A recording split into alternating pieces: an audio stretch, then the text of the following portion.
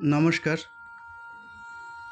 কবিতার নাম আমি সুভাষ বলছি, শুভ দাশগুপ্তের লেখা।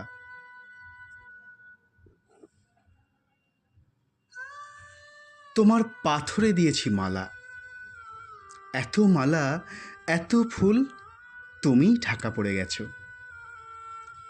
তুমি পাথর না হলে রাগ করতে। ৫৬ বছর আগের এক মধ্যরাতে এলগিন রোডের ৩ তলার ঘরে আলো জ্বলছিল। চাদর গায়ের এক ছায়ামূর্তি পায়চারি করছিল অবিরাম।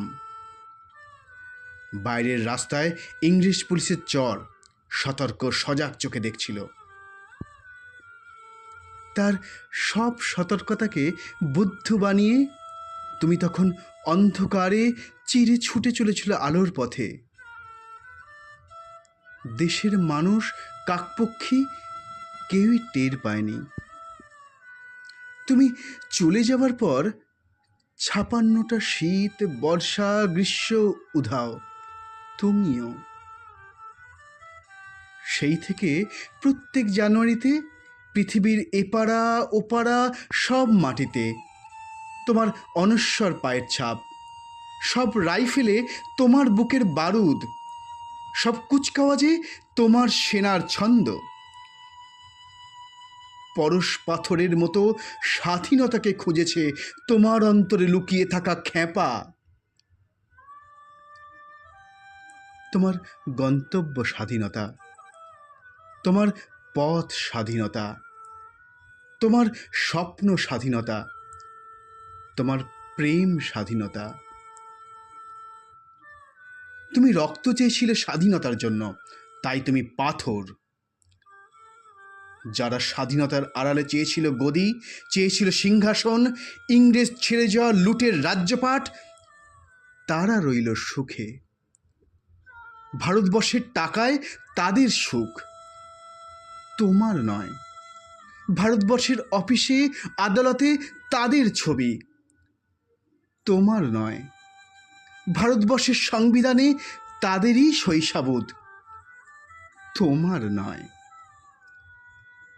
ইংরেজ গরিব মানুষকে পায়ের নিচে রাখত, আমরা বড় লোকেদের মাথায় করে রেখেছি। স্মাগলার কিংবা ডাকাতকে জোর হাতে সভাপতির আসনে আহ্বান করছি। ইংরেজ এদেশের ধনসম্পত্তি লুট করত, আমরা দেশটাকেই বেচে দিচ্ছি।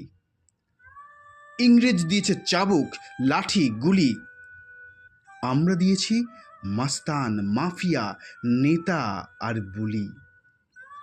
ইংরেজ দিয়েছে কালাপানি, সেলুলার জেল, আমরা দিয়েছি টিভিতে সুপারির মোকাবিলা আর আইনের আয়ারাম গায়ারামের খেল।